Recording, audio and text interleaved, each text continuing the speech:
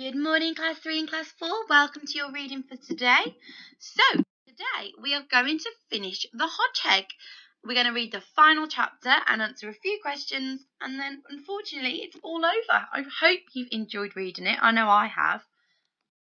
So, could you please read chapter 9, the final chapter in your book, and then come back and we'll go through the questions. Okay, so how do you think the lollipop lady felt when she saw Max and his family waiting to cross the road? And how does the author show this? I would like you to describe how the author ends the story and then tell me your opinion. Do you like the way he's ended it? What do you think the most important message of the story is? Were your predictions correct that you made about the story? Make sure you justify your answer. So, for example, if your predictions were correct, what part of them were correct? If they weren't, were they close? Why weren't they correct? And which part of the story did you enjoy the most? Did you find the most interesting or exciting? Or it might be that you enjoyed the most. And I'd like you to explain why. Okay, when you're ready, unpause me and we'll go through the answers. Okay, so the lollipop lady was astounded. She was shocked to see a group of hedgehogs lining up to cross the road. And the author says that she never forgot the sight and that the people who witnessed the event were astonished.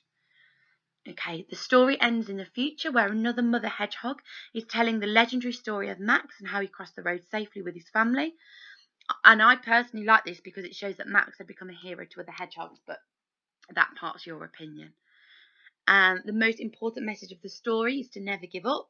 You should always keep working hard to get what you want and you will get there eventually. And then the final two were very much your own opinion, your own predictions. If you'd like to share them with me, I'd love to hear them.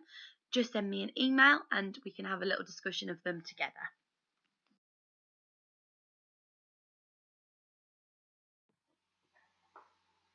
Good morning, Class 3 and 4. We're on Thursday the 2nd of July and today you're going to be writing your Hedgehog Survival Guide.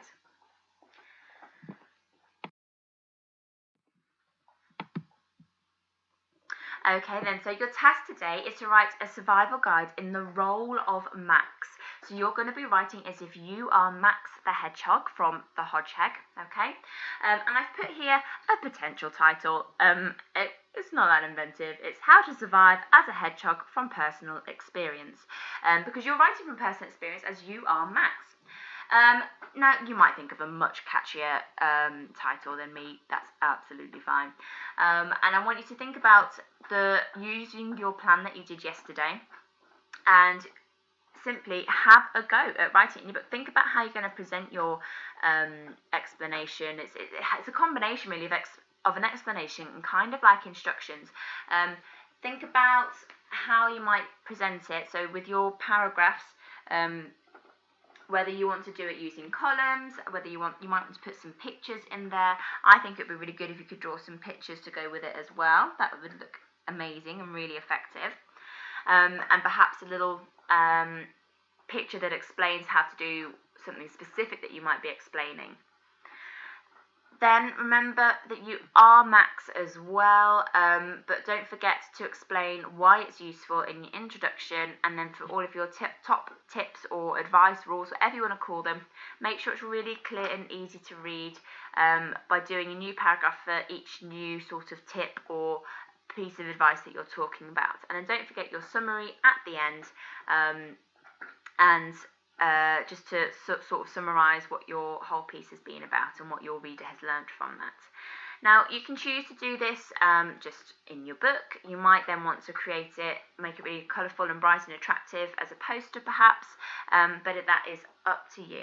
I can't wait to see what these look like. You could do it as a leaflet if you like, so it's informative. But yes, I can't wait to see how you get on with these. So do take pictures if you like and send them to Miss Foster and myself. It would be lovely to see.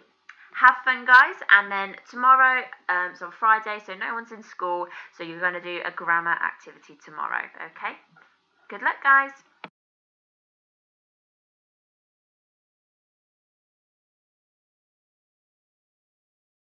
Good morning, class 3. Today you're going to now have a look at dividing 2 digits by 1 digit. So you've had a look at multiplying. We're now going to practice dividing. Now we have done this before and we've used a range of methods. I don't think you'll be looking at using the bus stop written method here. But have a go at it, and this will really help us consolidate that understanding of dividing. The guys that I've been in school with, we've all struggled a little bit with just remembering the difference between multiplying and dividing, especially. Okay, so this is really going to help you just embed that understanding of what we're doing when we divide an amount by equal groups or into equal groups.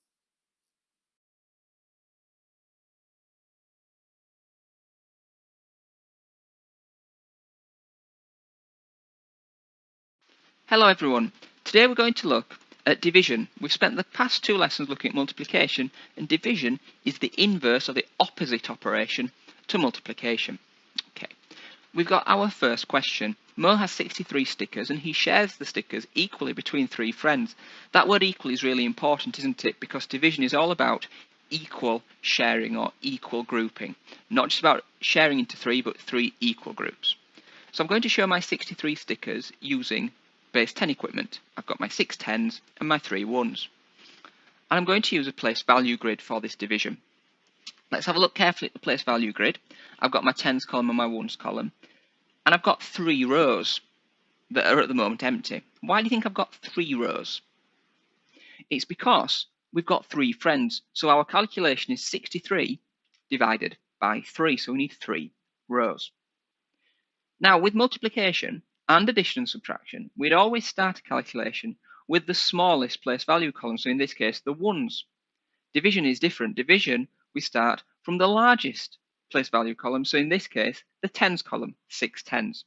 And I'm going to divide 6 10s by 3 into 3 equal groups. Have I got more 10s to go? Yes I do, so let's keep going, making sure we've got the same number of 10s in each row. And I do, don't I? I've got 2 10s in each row. I'm going to do just the same for the 1s. I'm going to do 3 1s divided by 3. Okay, so we've got no more equipment left, so we've done our division. So our question is, how many stickers does each friend receive? Well, if you imagine each row is for each friend, isn't it? We've got 3 rows, 3 friends. So to find out how many stickers one friend receives, we just simply count up 1 row. Well, on each row we've got 2 10s and 1 1. So each friend receives 21 stickers. Have a go at those 3 questions using the idea of the base 10 equipment, and you could draw some out if you don't have it with you. So that's question 1, 32. You can see we've got 3 rows, 32 in each row. Question 2, we're going to have 4 rows, aren't we? Because we're dividing by 4. 21 in each row, so the answer is 21. And back to 3 rows, 13. Let's go back to Moni's stickers. He's got more stickers than he did before. He's got 75 stickers now, which we're going to show using the base 10 equipment. 7 10s, 5 1s. He's still got his 3 friends, so we're going to set up our place value grid with 3 rows for 3 friends. So we're doing 75 divided by 3. We're going to start in just the same way. We've got our 10s. We're going to start with our 10s column, our largest place value column.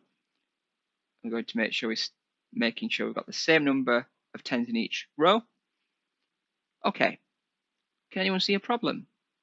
Well, we've still got 1 10, haven't we, that we need to somehow divide by 3, and we can't really cut it into 3. That wouldn't really work. That would be difficult to do. If we think back to multiplication, we spent a long time in those lessons discussing and learning about the idea of exchange, and that's what we're going to do here. With multiplication, we were often exchanging up, so we're exchanging 1s for 10s, 10s for 100s. With division, we're going to exchange down. So we can exchange 1 10 for 10 1s. So now what we're going to do is we're going to divide that number of 1s by 3. And that number of 1s is 15, isn't it? Because we've just got 10 of them from the exchange, and we had 5 from our starting number 75. So we're going to do 15 divided by 3. So you can see, making sure, sticking with an equal number in each group. How many stickers does each friend receive?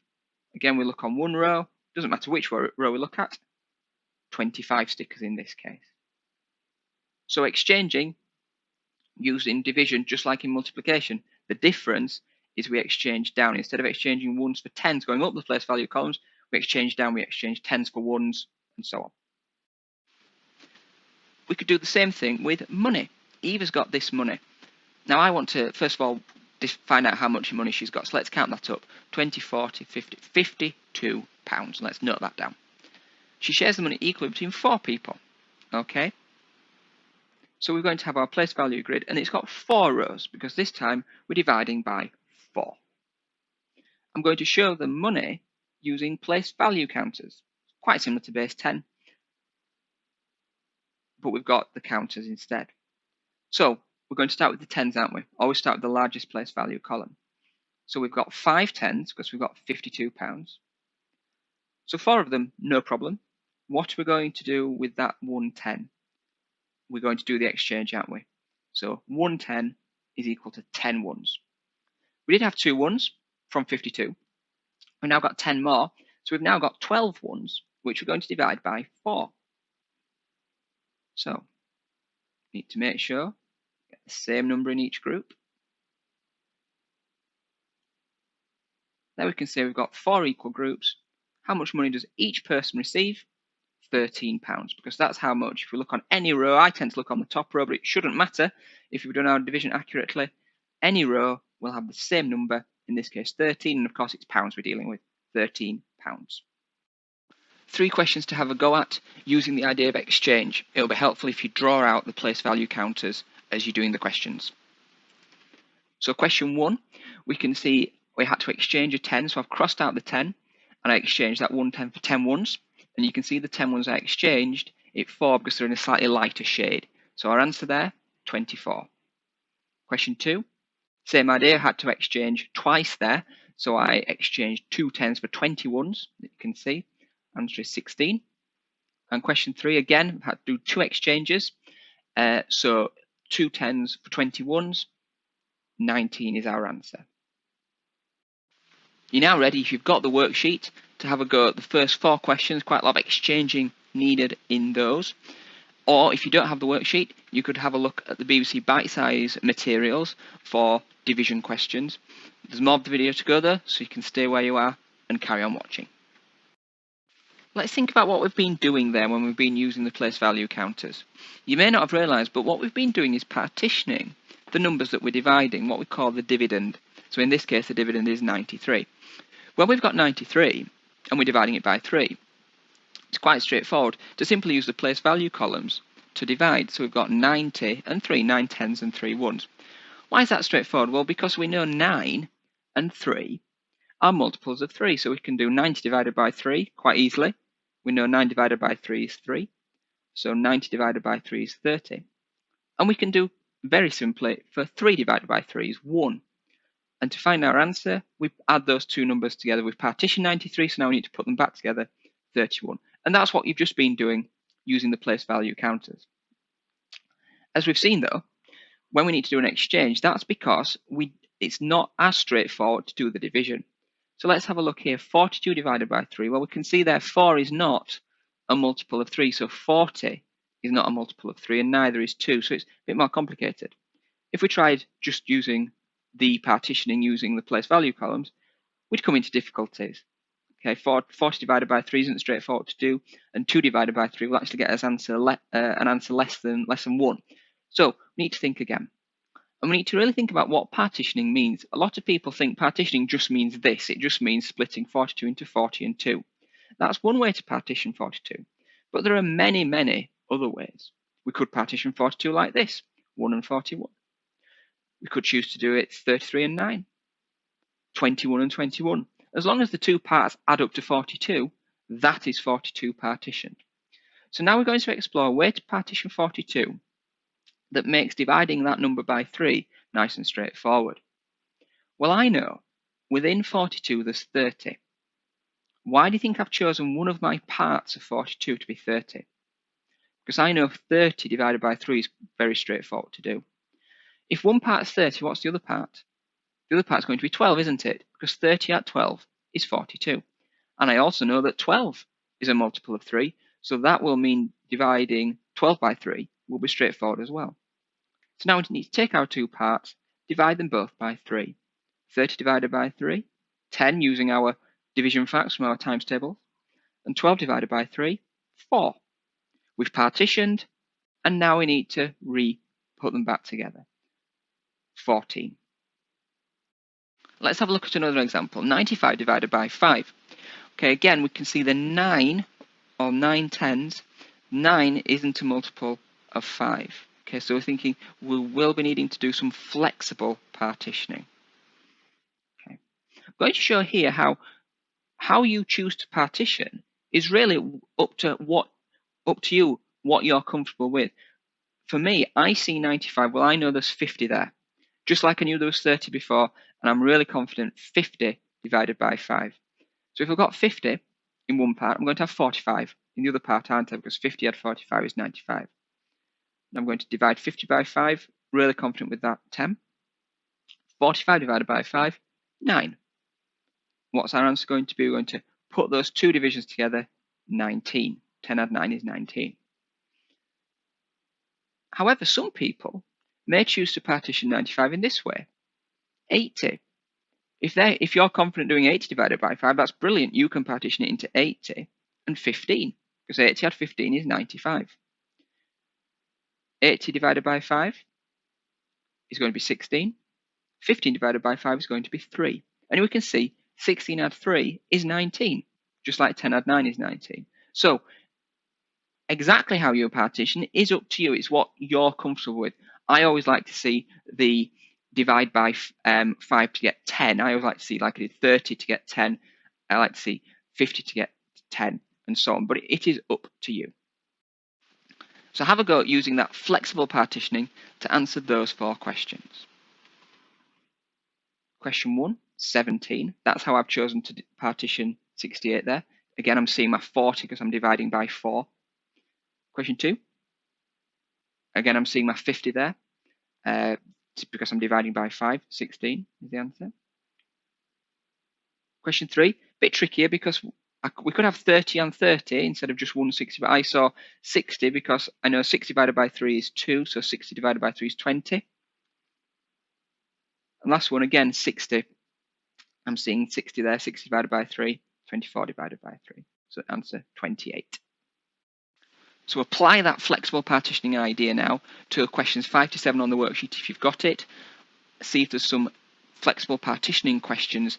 Okay, so here are your activities for today. Then you're doing questions 1 to 5. You have got the answers on the next page to help you, but do just have a go, all right? Especially when it's asking you to do it on a place value grid. You can definitely have a go at drawing that in your own book as well to help you. I really think it will be useful, okay? So good luck with that then, guys, and the answers are on the next page. Okay, so here are your answers. So have a look through and check yours. See how you did, and remember, if you've got stuck or you've not got something right, that's fine. Just have a look at what the answer was and see how you could have got there. Okay, well done, guys.